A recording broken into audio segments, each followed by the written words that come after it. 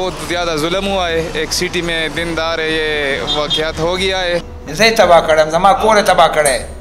फिर लेके आया थाने और फिर अब मैं बाद में सर जी पता चला कि वो जो है ना एडिशनल कमिश्नर है। जो बेबी थी वो चीख रहे थे, कोई उसको खाद देने वाला नहीं था। उसका जब हमने रिकॉर्ड चेक किया तो उससे भी हमें पता चला कि ऑलरेडी भी उसके खिलाफ 2-3 इंक्वायरियाँ चल रही हैं। बंदा जो है ना उसके बाद में राइफल भी हो, वो लोड भी हो, एक बंदे को कत्ल भी किया, उनका दिमाग तो काम नहीं करते हैं। लेकिन CSS जो भी करते हैं वो तो एक हल्फ उठाते हैं कि वो कानून की पासदारी करेंगे। चाहे कितना तकलीफ दे उस वक्त लम्हा था जब बाप के साथ वो बैठ के वो बच्चे रो रहे थे, तो आप पे क्या गुजरी उस वक्त? कत्ल करने वाला एक FBR का आला अफसर है। बतौर एडिशनल कमिश्नर कुछ धमकियां वगैरह आपको दी कि मैं बाहर निकलूंगा और आपके साथ देखूंगा? आपने तो उसने ऑलरेडी ये मनसूबाबंदी की हुई थी कि वो आज वो उसको मार देगा। जब बिस्मिल्लाहिर्रहमानिर्रहीम, मैं हूं एहसन अवान और आप देख रहे हैं आज डिजिटल। नाजरीन, आज के इंतहाई अफसोसनाक और दिलखराश वाक़े से मुतल्लिक मैं आपको आगाह करूंगा, लेकिन इससे पहले आप ये वीडियो मुलाहिज़ा फरमाएं।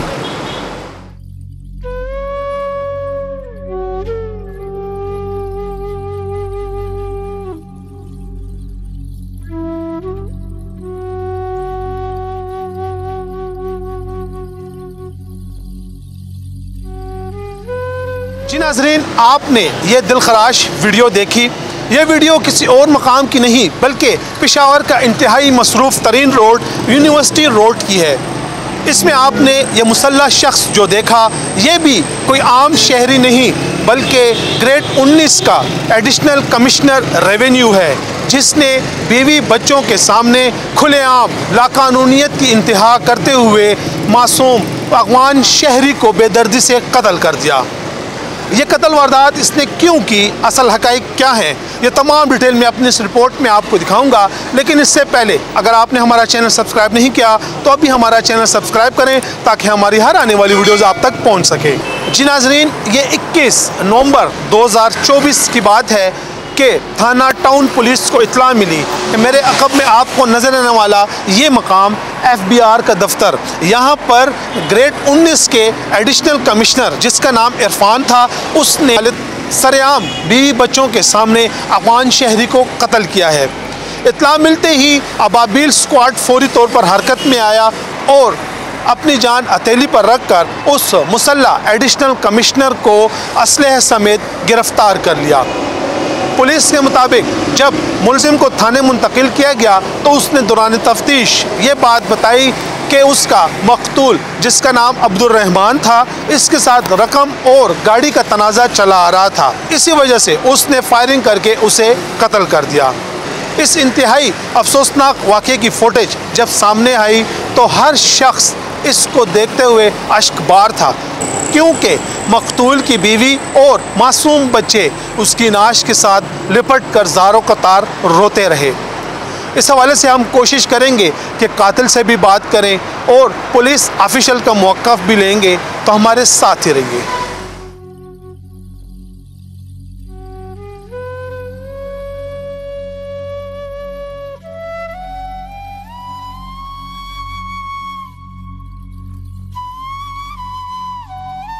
नाज़रीन, हमारे साथ इस वक्त एक ऐनी शाहिद मौजूद है, इनसे बात करते हैं। बहुत शुक्रिया। ये बताएं, पहले अपना नाम बताएं और उस दिन आप यहाँ पे मौजूद थे जब ये वारदात हुई?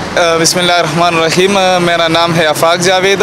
हम इधर घूमने आए थे यूनिवर्सिटी रोड पे शॉपिंग करने, अचानक से फायरिंग हो गया। एक अफसर था जो उसने फायरिंग की एक गाड़ी वाले के ऊपर और बच्ची और बेबी के सामने। तो ये बहुत ज़्यादा जुल्म हुआ है। एक सिटी में दिनदार है, ये वाक़यात हो गया है। तो हमारा गवर्नमेंट से मुतालिबात है कि उस शख्स को सख्त से सख्त सज़ा दिया जाए। कितना तकलीफ दे मरा था उस वक्त जब लाश के साथ उसके बीवी और बच्चे लिपट कर ज़ारो कतार रो रहे थे? आप मौजूद थे, आपने आंखों देखा हाल, थोड़ा सा बताएं। हाँ जी, हम इधर ही मौजूद थे। वो बंदा को जब गोलियां लग गई वो गिर गया और उसके बच्चे और जो बेबी थी वो चीख रहे थे, कोई उसको खाद देने वाला नहीं था। फिर इमरजेंसी वालों ने उसको उठा दिया, लेकिन बहुत ज़्यादती हुआ है उसके साथ। तो हम गवर्नमेंट से ये फील करते हैं कि उसको मुलजिम को सख्त से सख्त सज़ा दिया जाए और आइंदा कोई ऐसा काम ना आए।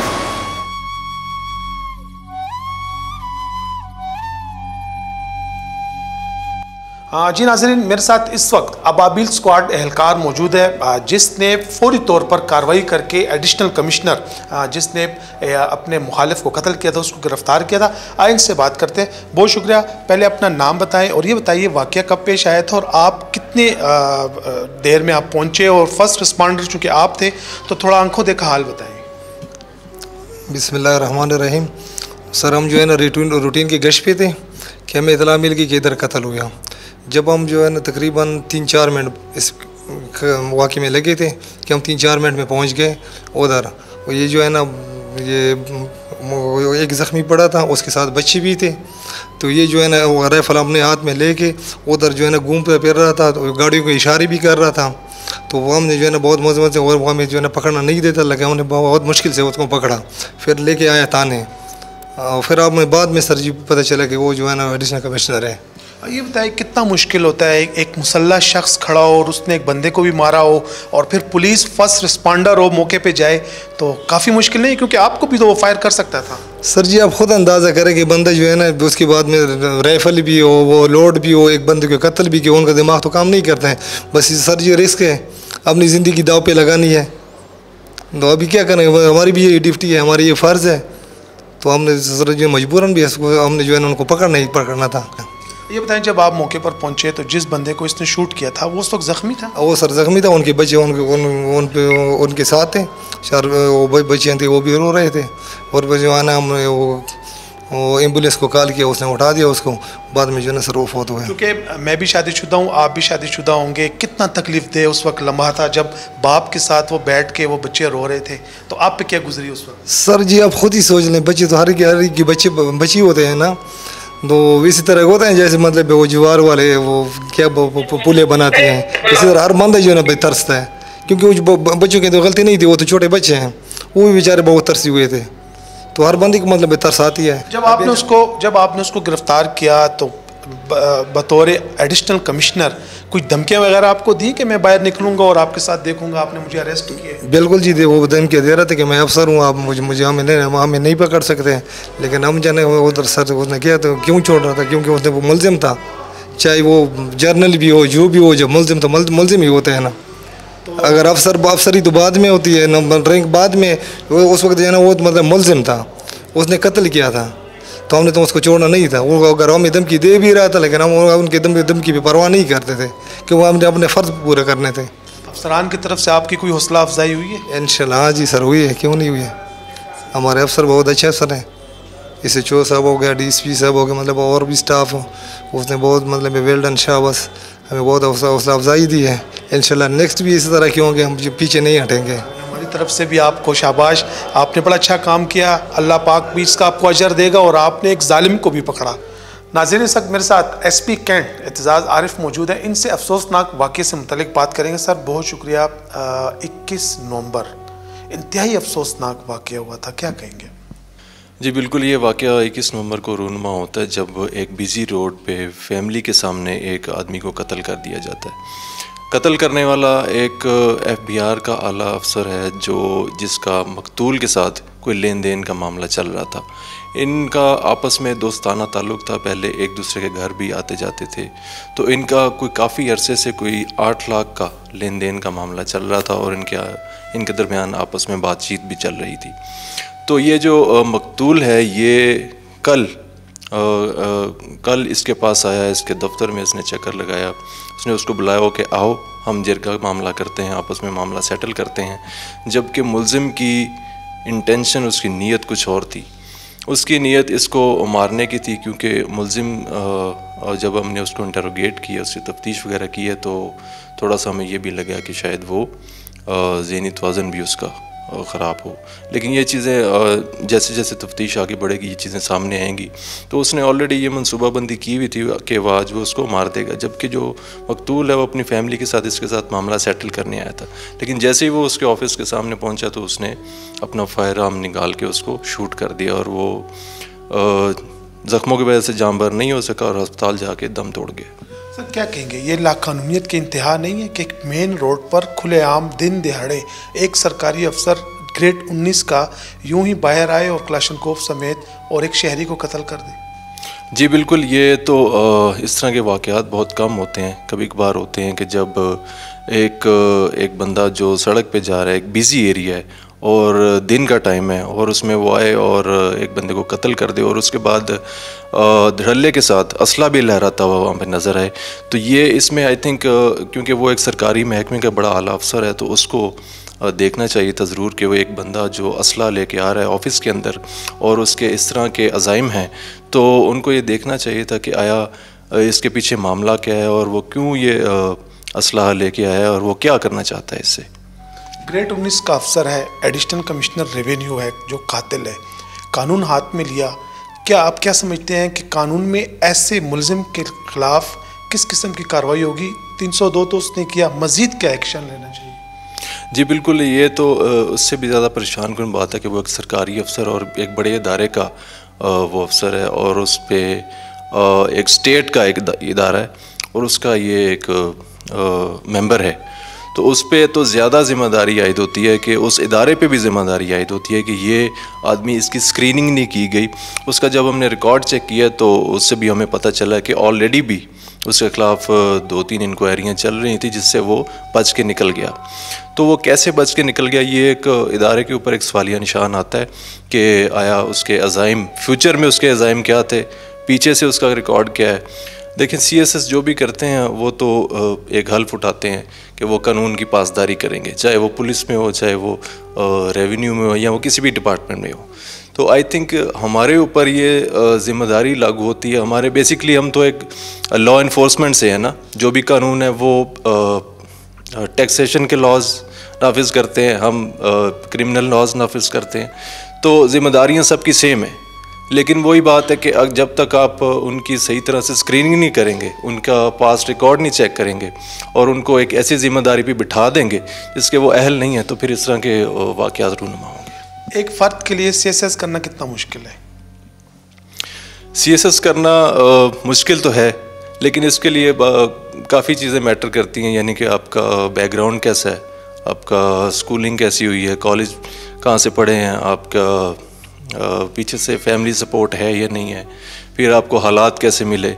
तो मुश्किल तो है, लेकिन जिनको एक अच्छी बैकग्राउंड मिल जाता है, एक अच्छी फैमिली सपोर्ट मिल जाती है, तो उनके लिए थोड़ा सा आसान हो जाता है। वीडियो वायरल हुई सर वारदात की, बच्चे अपने वालिद के साथ बैठ के वो बयान कर रहे हैं, अब वालिद उनका तड़प रहा है, कितना तकलीफ दे ये वीडियो थी, इस हवाले से थोड़ा बताएं। जी बिल्कुल, जैसी वीडियो वायरल हुई तो वो एक बड़ी दिलखराश वीडियो थी, बड़ी अफसोसनाक वीडियो थी, जबकि बच्चे उस वीडियो में देखा जा सकता है कि बच्चे सड़क के ऊपर बैठे हैं और वो वावेला कर रहे हैं, बयान कर रहे हैं अपनी फैमिली के साथ कि उनका वालिद उनकी आंखों के सामने एक बंदे ने कत्ल कर दिया। तो वो यकीनन इस मंज़र को, इस ट्रॉमा को अपनी पूरी ज़िंदगी अपने साथ लेकर बढ़ेंगे और वो ये उनकी नफ्सियाती सेहत पे भी असरअंदाज होगा। महकमा पुलिस की जानिब से इस अफसर के ख़िलाफ़ FIR तो हो गई, लेकिन मज़ीद कार्रवाई के लिए मुतल्लिका डिपार्टमेंट के साथ रब्ता हुआ है? जी अभी तक तो कोई रब्ता नहीं हुआ, लेकिन अभी तो इब्तदाई तफ्तीश चल रही है। हम अपनी तरफ से अपना काम कर रहे हैं, लेकिन वही बात है कि पुलिस तो गैर जानिबदार होकर काम कर रही है, वो चाहे किसी भी इदारे का अफसर हो, हम अपना काम ज़रूर करेंगे। नाजरीन, यूनिवर्सिटी रोड पर खुलेआम अफगान शहरी को कत्ल करने वाले additional commissioner revenue Irfan Khan से हमने ऑन कैमरा बात करने की बहुत कोशिश की, लेकिन वो मुसलसल इनकारी थे।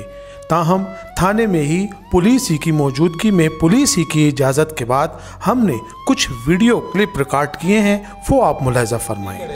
कार में ज़का सही कड़ा है, जमा द खावरे बची तबाह करी, ज़े तबाह कड़ा, जमा कोरे तबाह कड़ा, खलक तबाह कड़ा पंजाब स्मगलिंग में को बमाई करे, मा तो पता नो माई बगाड़ी की सीधी और 100 जलतली हुई यारा तकरीबन 50 पे 100 पे रख बसले मा 10 नो यवाज दो हुई दो पदो ना बरसोक बनो और सुमरा माल वे किलो 2 किलो बेड़ो ओरिजिनल अत पे कस पे खर्चो पो पेंडे नो सॉरी ए बटाबाद था और 400 देता और मरजान था नो पदीर वस्ते चलो ता रो उस्तो जराशा माने रा वक्ते जते खपरारम द कोरना प्यादर आलम द खपेम पोड़ा के शिवी जते प्यादर आलम कम जीना द जमना तो प्यादर आते शदीदी बोल नो गाड़ी या टैक्सी वाली खड़े हो ते पैसे ना सर ने जमने लार सुबह से नु सेमान हम जमात बदा का सदी और जम न पैदल रहा प्यादर आलम هذا زمان يولي وانا مشر زوی د پندای نه پیدا راتې شي په خورته ولې پلار یې دغه نه دي په نشه او دې سره څومره وخت نه تعلق و چا سره د عبدالرحمن سره عبدالرحمن سره دا څو کارونه وو کارونه او کال او 2018 نه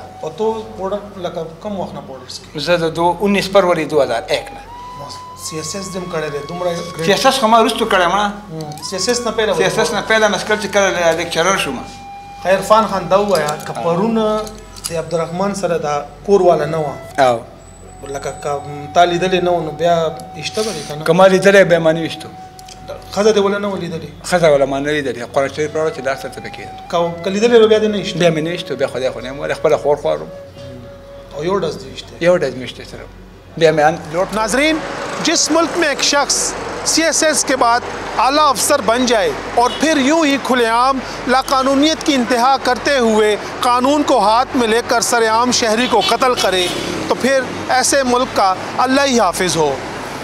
अगले प्रोग्राम तक इजाज़त दें और देखते रहिए जुर्म दास्तान।